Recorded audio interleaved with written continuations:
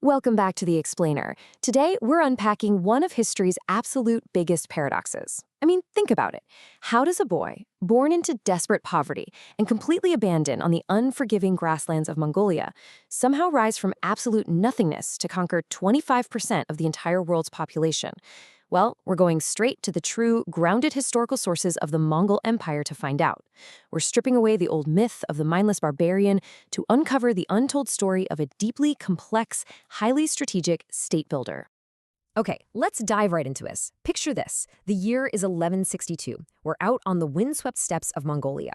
It's a wildly harsh environment where winter temperatures easily plummet to 40 below zero, and a child is born.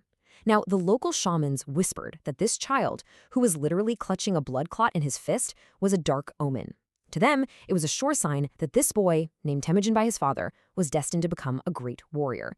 But, as you can imagine, in a world of constant tribal warfare, omens certainly don't guarantee survival. So what actually shaped him? Well, we can call it the crucible of the steppe. When Temujin was just 9 years old, his father, Yasuge, makes a fatal mistake. He shares a meal with his blood enemies, the Tartars, and ends up poisoned. Almost overnight, his family's entire safety net just vanishes. His own tribe actually abandons his mother and his siblings to starve. During these incredibly desperate years of surviving on literally nothing but field mice and roots, Temujin is even captured and enslaved by former allies, forced to wear this heavy, humiliating wooden yoke around his neck. It was this intense suffering and betrayal that really forged his profoundly ruthless, pragmatic worldview. He learned early on that survival requires absolute loyalty to your group, and that the strong will always devour the weak. Section 1, Rise of the Khan, Building Alliances. Temujin wasn't just a survivor, though. The guy was incredibly resourceful. After escaping his captors, he knew for sure he needed alliances if he was going to survive. So he claimed his arranged bride, Borte, who actually brought a really luxurious black sable coat as her dowry. Temujin took this immensely valuable coat and immediately gave it to Togrul, who was a powerful local leader and a former ally of his father. This was a totally brilliant political move. It secured him the vital protection and the sheer legitimacy he needed to start building up his own following. Now, what's really interesting here is how completely revolutionary his approach to leadership actually was. Traditional Mongol society was deeply, deeply hierarchical. Basically, if you were born into a noble clan, you got to lead. If you were a commoner, you followed. End of story. But Temujin, he completely shattered this tribal hierarchy. He distributed the spoils of war super generously to his soldiers, and he promoted men strictly based on their merit, their skill, and their absolute loyalty. He didn't care about their bloodline at all. He was essentially building a radical meritocracy right there on the steppe. Just take the guys he surrounded himself with, for example. There's Jibei. Jibei was a former enemy warrior who actually shot Temujin's horse right out from under him during a battle. Now, instead of executing him, which is what most leaders would do, Temujin admired his incredible skill and honesty so much that he made him a commander. Then you have Subutai. In their traditional society, the son of a blacksmith would never, ever command armies. But under Temujin, Subutai's pure genius for strategy was recognized, and he went on to conquer more territory than literally any general in history. Genghis Khan basically bought loyalty with opportunity, empowering people entirely regardless of their class. Moving on to Section 2, the Mongol war machine, the decimal system. To build this terrifyingly effective military, Genghis completely broke apart the old clan systems. He reorganized his entire society from the ground up into strict squads, companies, and massive divisions of 10,000 men.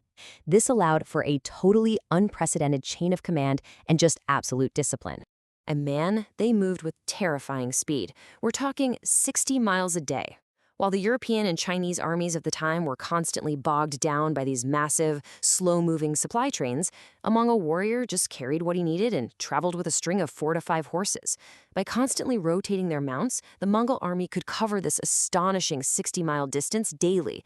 It completely bewildered their enemies, who honestly couldn't even comprehend how an army could possibly move that fast. Once they actually arrived on the battlefield, the tactics were just devastating. Their absolute most famous maneuver was the feigned retreat. Basically, step 1, they would engage an enemy in combat. Then, step 2, they'd suddenly turn around and flee. The enemy, totally believing they were winning the battle, would break their disciplined formation to chase them down. And then, step 3, once the enemy was disorganized and exhausted, the Mongols would instantly wheel their horses around, trap the enemy in a tight encirclement, and annihilate them. It was a tactic that brilliantly exploited human psychology, and it required a level of discipline that other armies simply did not possess. Conquering all that territory is one thing, right? But holding on to it is a completely different beast. To control his vast conquests, Genghis implemented something called the yam. This was a highly sophisticated postal relay system stretching all the way across the empire. Messengers could swap out exhausted horses for fresh ones at stations placed every 20 to 30 miles. It functioned as the ancient equivalent of rapid intelligence sharing. It allowed vital orders to reach distant provinces and military intelligence to flow right back to the Khan in a matter of weeks instead of months. Section 3. Terror and Tolerance. The Great Paradox. So how on earth do we reconcile the fact that this one man was responsible for the deaths of millions, yet simultaneously implemented some incredibly progressive policies? Let's look at the terror side first. In 1218, a Mongol trade caravan arrived at the border of the incredibly wealthy Khwarezmian Empire in Central Asia. The local governor there actually seized their goods and executed the merchants. Now, Genghis highly valued trade and protected his merchants, so this was a catastrophic insult. His response was a completely devastating 1219 campaign. The Mongols adapted brilliantly, even capturing Chinese engineers to build trebuchets and siege engines to break heavily fortified cities like Samarkand. But what followed was just a calculated annihilation. Millions died. Cities that resisted were razed to the ground as a calculated warning to everyone else: submit and live, or resist and face total destruction. So, the crucial point to take away from this is contrasting that staggering bloodshed with the actual laws he established to govern his people. His official law code, the Yasa, was strictly enforced across the empire. It explicitly forbade the kidnapping of women, which was actually a direct response to the deep trauma of his own wife, Borte, being kidnapped early in his life. He also mandated absolute religious tolerance for Christians, Muslims, Buddhists, and others, going so far as to exempt all their clergy from taxation. Plus, he firmly protected merchants and envoys. So you see, he was a strict, ruthless lawgiver for sure, but also a highly pragmatic one, who valued order, trade, and stability above pretty much everything else. Section 4. The Mongol Peace, a New Global Paradigm. The aftermath of all this bloody conquest birthed a totally new reality, fundamentally shifting the economic and cultural fabric of the known world. This specific era is known as the Pax Mongolica, or the Mongol Peace. For roughly a century, the sheer might of the Mongol Empire made long-distance trade safer and way more profitable than ever before.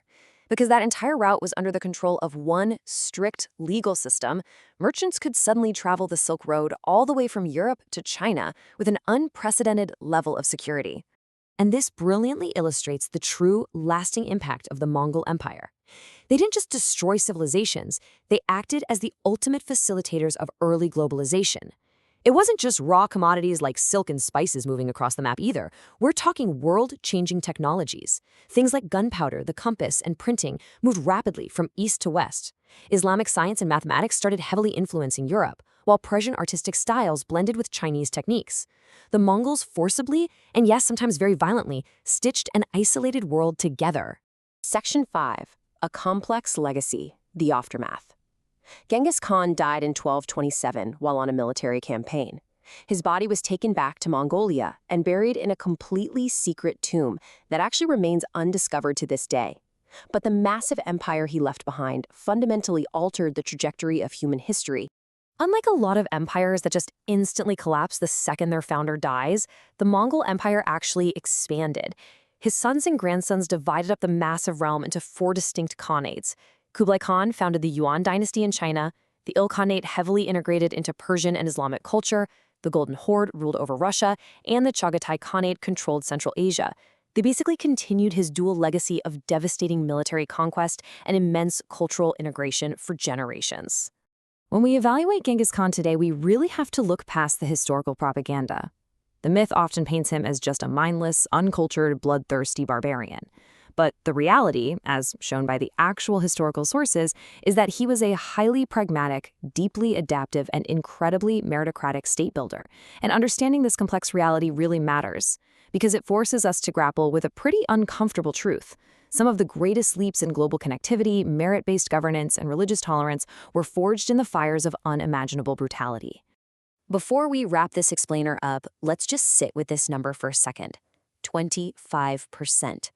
At its absolute zenith, the Mongol Empire ruled over a quarter of the world's population.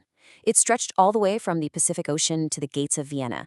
It is an unmatched historical feat, achieved by a man who literally started with nothing but the clothes on his back and a driving will to survive.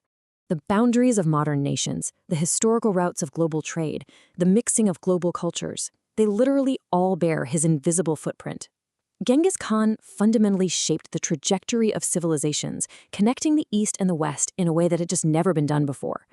Which leaves us with one final, provocative question to ponder as we conclude. Given just how deeply the Mongol Empire's innovations in trade, communication, and globalization influenced the development of the modern world, are we, in some ways, still living in the Khan's world?